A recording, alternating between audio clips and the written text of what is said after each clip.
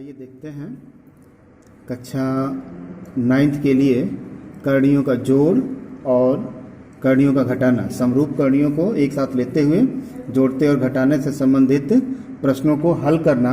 यह प्रश्नावली 1F से संबंधित क्वेश्चनों को हल करते हैं इसमें।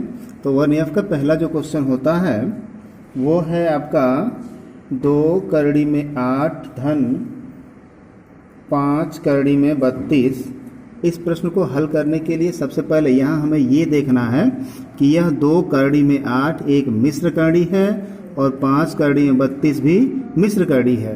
तो इस मिश्र करड़ी को हमें क्या करना है और सिंपल करना है। मिश्र करड़ी को सिंपल करना है और सिंपल करके समान करड़ी में बदल देना है। तो सिंपल करने के लिए हमको करना क्या है, ये 2 परिमेय संख्या है, 8 का गुणनखंड कर देना है ऐसे, प्लस 5 करनी में ये हो गया आपका 32,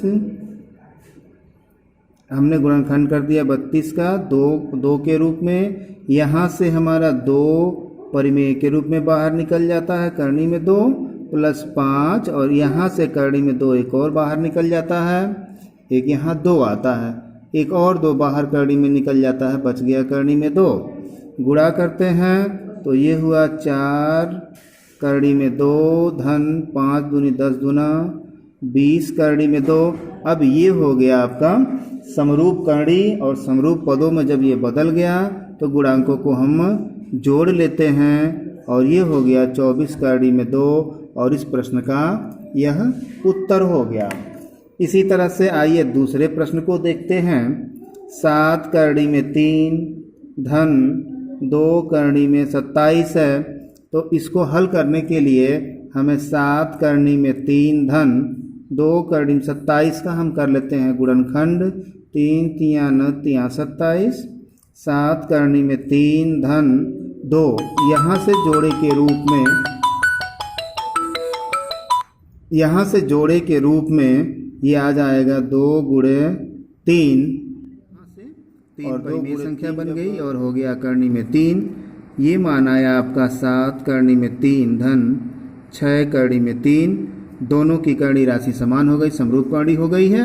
दोनों को एक में जोड़ देंगे, 7 और 6 कितना हो गया 13 करनी में 3। इस तरह से प्रश्न नंबर 2 का आंसर आ जाएगा आपका 13 करनी में 3। अब आइए प्रश्न नंबर 3 को देखते हैं। प्रश्न नंबर 3 को कैसे सॉल्व करते हैं। प्रश्न नंबर 3 है 9 करड़ी में 5 ऋण 3 करड़ी में 5।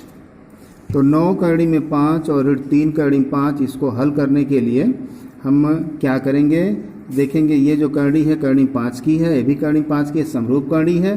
तो इसमें कुछ करना नहीं है आपको, सीधे क्या करेंगे गुणांकों को घटाएंगे। 9 में से 3 गया 6 करड़ी में 5 और ये इसका आंसर हो जाता है।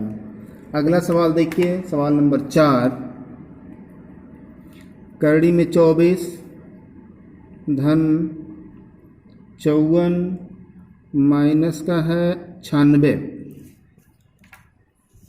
इसको लगाने के लिए हमें 24 का सबसे पहले गुणनखंड करना होगा, और जब 24 का हम गुणनखंड करेंगे तो 2 दूना 4 दूना 8 तिया 24, 54 का गुणनखंड करेंगे 3 तिया 9 तिया 27 दूनी 54, और फिर हम 96 का गुणनखंड करते हैं। तो 96 का गुणनखंड होता है आपका 2 दूना 4 दूना 8 दूना 16, 16 दूना 32 तिया 96।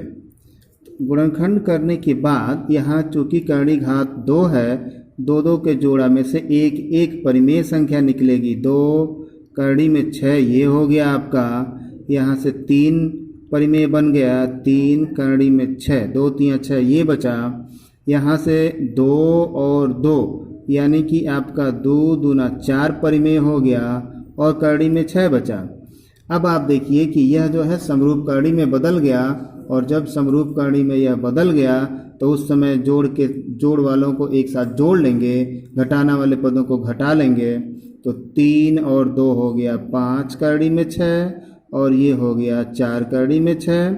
अब यहाँ पर दोनों की समरूप करड़ी है, 5 में से 4 गया 1 लिखते नहीं है और करड़ी में 6, इसका उत्तर हो जाता है।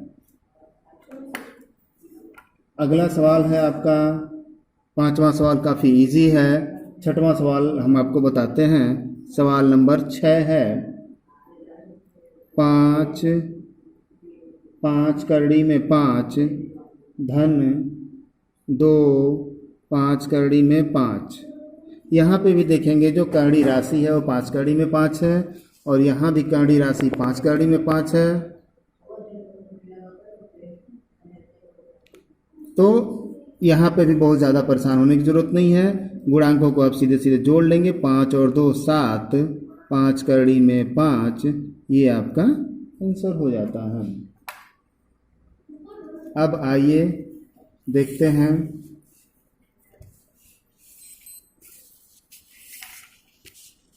अन्य प्रश्नों को कैसे हल करना है।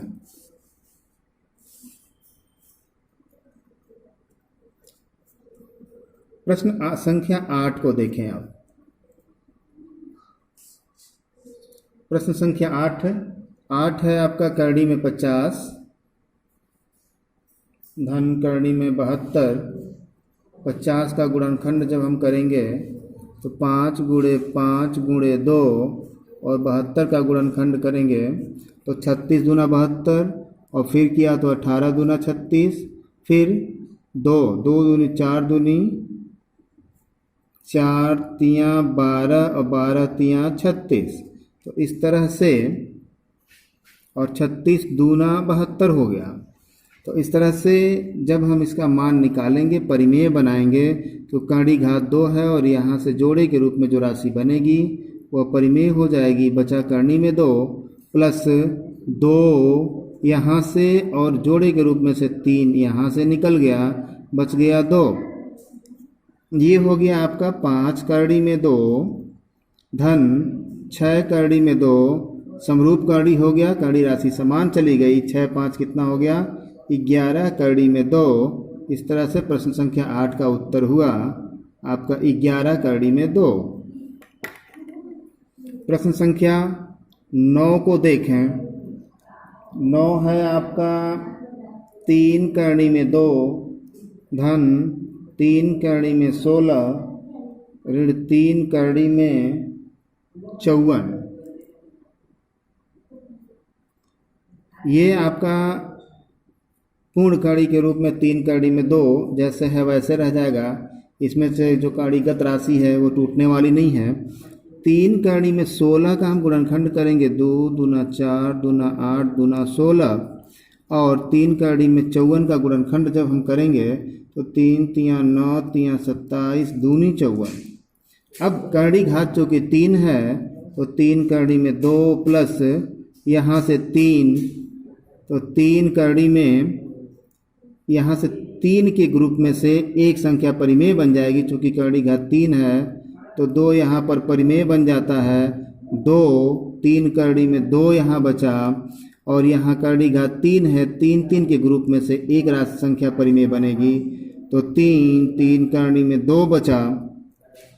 यहाँ पर आप देखेंगे कि ये धन का है, दोनों के बीच में धन का चिन्ह, इन दोनों को जोड़ना है और इसको घटाना है। यहाँ पर पूर्णांक में 1 है तो 1 और 2 ये हो गया 3 करड़ी में 2 ऋण 3 करड़ी में 2, 3 करड़ी में, इस दोनों राशियाँ समान हैं, विपरीत चिन्ह के साथ हैं, तो यह घट जाएंगी और उत्तर आ गया आपका 0।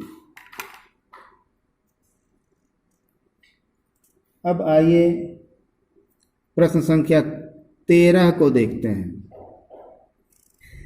प्रश्न संख्या 13 है 3 करड़ी में 40 ऋण 3 करड़ी में 320 धन 3 करड़ी में 625। ऐसे प्रश्नों को हल करने के लिए हमको क्या करना है, सबसे पहले कि जो कड़ीगत राशि है उसका हमें गुणनखंड करना है। 2 दूनी 4 दूनी 8 और 25 40 ये हो गया। 4 3 कड़ी में 320। अब हमें 320 का गुणनखंड कर लेना है। किनारे हम कहीं 320 का ऐसे गुणनखंड कर लेते हैं। 2 एकम 2 छक्के 12 0, 2 अट्ठे 16 हो गया। 2 से करेंगे 40, 2 से 20, 2 से 10, 2 से किया 5 और 5, अर्थात गुणनखंड में आ गया हमारा 1 2 3। 3 का ग्रुप ले लीजिए तो 2 पर 3 हो गया, फिर 2 पर 3 हो गया और हो गया 5 धन 625 है। 625 का गुणनखंड हम करेंगे यहाँ पर। तो 625 का जब गुणनखंड करते हैं तो 5 से करिए। 5 एकम 5 दूनी 10, 5 पचे 25, 5 दूना 10, 5 पचे 25, 5 पचे 25, 5 पचे 25 और ये 1 हो जाता है यहाँ पर। तो इस तरह से हमको देखने को मिला कि 5 पर 3 और गुणे 5। अब आइए इसको और सरल किया जाए। तो 4 गुणे यहाँ 3 घात है, कड़ी घात 3 है। अगर 3 का ग्रुप यहाँ बनता है, त्रिक बनता है, तो वो परिमेय बन के बाहर आ जाएगा। तो 2 बाहर आ गया, 3 कड़ी में 5 धन 4 गुणे जिस पे 3 घात है कड़ी घात के समान वो बाहर आ जाएगा, परिमेय संख्या बन गई। बन गया आपका 4 कड़ी में 5 धन 3 गुणे यहाँ से 5 परिमेय निकला, 5 3 करनी में 5, अर्थात ये हो गया 4 दूनी 8, 3 करड़ी में 5 माइनस 4 दूनी 8 दूना 16, 3 करड़ी में 5 धन 3 पचे 15, 3 करड़ी में 5। अब हमको क्या करना है कि चूंकि ये समरूप करड़ी में बदल चुका है, अब जो धन की राशि है धन के साथ जोड़ लेना है, ऋण की राशि को ऋण के साथ जोड़ लेना है।